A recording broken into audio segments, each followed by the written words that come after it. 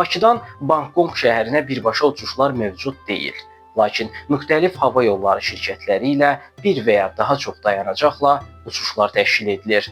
Bilet qiymətləri mövsümə, bronlama tarixlərinə və seçilən aviaşirkətə görə dəyişir.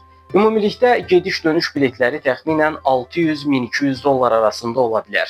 Azərbaycan vətəndaşları Taylanda səfər etmək üçün viza almalıdırlar.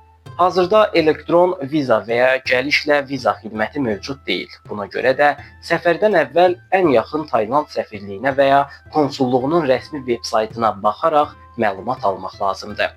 Səyahət etməzdən əvvəl pasportunuzun etibarlılıq müddətinin səfər tarixindən etibarən ən az 6 ay olduğuna əmin olun. Bundan əlavə, Taylandın giriş tələbləri və digər zəruri sənədlər haqqında daha ətraflı məlumat almaq üçün Taylandın Azərbaycandakı konsulluğunun rəsmi veb-saytını yoxlamağınız məsləhətdir.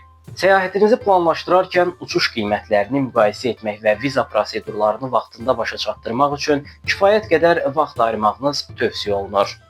Bəs görəsən, bu qədər bahalı təyyarə bileti və yarım gündən çox hava səyahəti ilə Taylanda getməyə dəyərmi? İnsanlar niyə bu ölkəyə axın-axın gedirlər?